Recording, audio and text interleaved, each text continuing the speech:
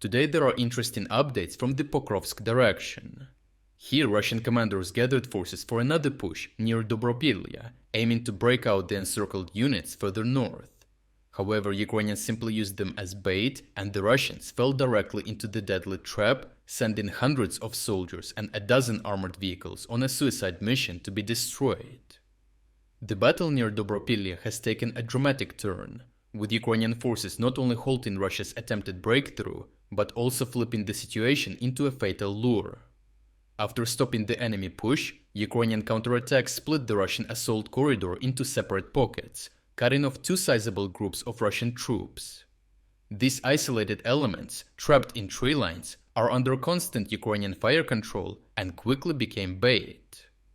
Instead of eliminating them completely, Ukraine's commanders allowed some of them to stay, anticipating that the enemy high command would attempt a rescue.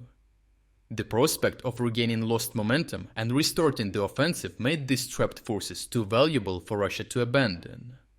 As predicted, Russia began massing reinforcements to reconnect with the cut-off units and relaunch their advance.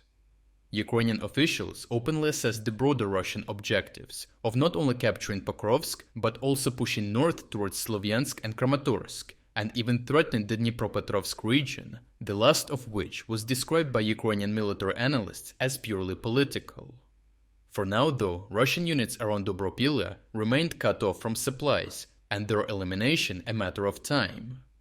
Hoping to prevent this collapse, Russian commanders rushed reinforcements into the area. Between Yelisavetivka and Vozdvichenka, they assembled more than 100 troops, supported by nearly 10 armored vehicles, preparing to launch a mechanized assault. What followed was one of the most devastating ambushes of the war, as Ukrainian aerial reconnaissance spotted the Russian column moving into assault formation. Within moments, FPV drone crews and a HIMARS battery coordinated strikes on the advancing Russian mechanized force. Kamikaze drones destroyed 3 armored vehicles outright, while 2 more were immobilized, making them an easy target for a direct HIMARS hit, while nearby Ukrainian units picked off an additional machine.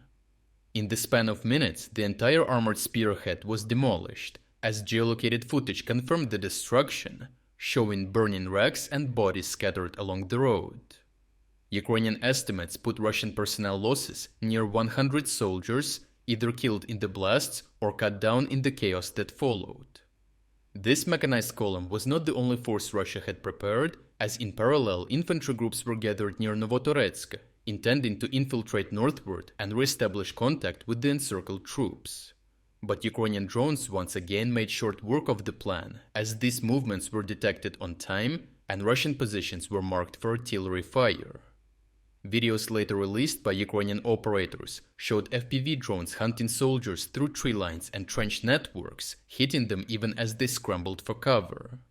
Those who tried to cross open ground were cut down mercilessly, as Ukrainian artillery blanketed the area, leaving Novotoretsk littered with bodies and burning positions.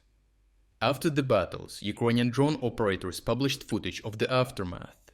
The once concealed Russian infantry lay exposed across the ground, with the fields and outskirts of Novotoretsk filled with corpses. As drones hovered over the area, operators scanned for survivors, directing further strikes on any movement to ensure none could continue their mission. The grim scenes underscored the desperation of Russia's attempt. Their rescue operation not only failed, but also cost them hundreds of additional lives and much of their remaining armor. Overall, by deliberately leaving cut-off Russian units alive as bait, Ukraine created the conditions for a larger ambush. Constant drone surveillance provided early warning of Russian preparations, and the coordinated use of FPVs, HIMARS, and artillery ensured that the assault groups were annihilated before they could achieve any success. The Russians walked straight into the trap, and now the only question is whether Ukraine will finally clear out the trapped pockets near Dobropillia, or continue to use them to lure more Russian reinforcements into the kill zone. In just the first 5 days, more than 10,000 people have joined and started using our interactive map for daily updates.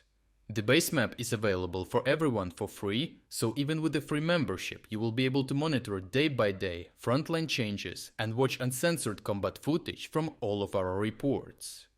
But even more importantly, you can conveniently see where the most significant events took place, and in as little as 5 minutes a day, you will know everything that happened today in the world of geopolitics.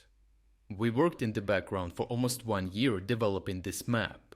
So for everyone who liked the map and wants to support us financially, we are also launching a 50% sale on all subscription plans. By subscribing, you will not only gain premium access to the map with even more advanced features, but you will also unlock all our exclusive strategic updates, all front overviews, and strategic geopolitics videos. If you wanted to support our efforts but haven't had the chance, now is the perfect time to jump in and make a difference. So check out the link in the description to become an exclusive member of our community. I truly appreciate everyone who stepped up to join us. Your support means the world to us.